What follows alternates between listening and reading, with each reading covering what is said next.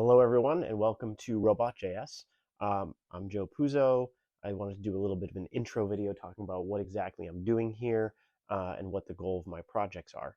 So basically, low-cost robotics and simple programming are my two goals. My goal is to do basically everything that I can with JavaScript. It's kind of fun. A lot of people don't understand you can do a lot of things like robotics programming using JavaScript. You can use the same language you use to build your websites to make things like this AR4 move. So the goal is to basically make it such that people can do this stuff easily and more cheaply. The robot you see behind me is called the AR4. It was designed by a guy named Chris Annan, and his goal was low cost as well. This arm behind me cost me about $1,800 all said and done. He's got a kit on his website.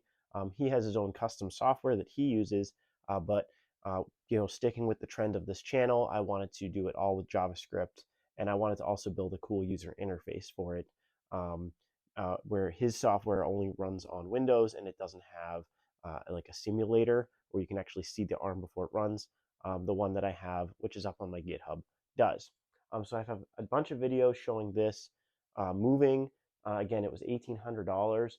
But one of the problems is that you build it, you use it, and it's not something that you can really use in industry. It has limit switches, and sometimes when it does the homing sequence, it doesn't go exactly where you want it to go. And it's not the perfect robot, but it is good to get started with and start learning about inverse kinematics and all that kind of stuff. Behind me to the right, you can actually see this is actually built by a company called iGus. They specialize in low-cost automation, and they also specialize in motion plastics. So what they've been doing for the past 4 or 5 years recently is getting more into the robotic space. They have cheap, low-cost robotic arms, but more recently they've gotten into cobots. Cobots meaning robots that you can actually be near and interact with, as opposed to industrial robots, which you're typically behind a fence and you can't get close to, or you shouldn't be getting close to those. So this is actually one of their joints. It's like a $750 joint. They have two sizes. That's called the Rebel joint, and they have a full cobot that they're actually going to be shipping me one soon. And the goal is to actually replace this AR4 with that cobot, pop that on the stand here, and run the same exact JavaScript software I've been working on to run that. So I've been writing code for this Rebel and doing testing with this joint. I know I can control it. I know I can control it with the same JavaScript code that I've been using. So when I get that arm in, we should be able to put it here and see what we can do with it. And that arm has two variants. It's got an open source variant and it's got a non-open source variant. The open source variant's around $5,500 versus the non-open source is like $75 plus $100.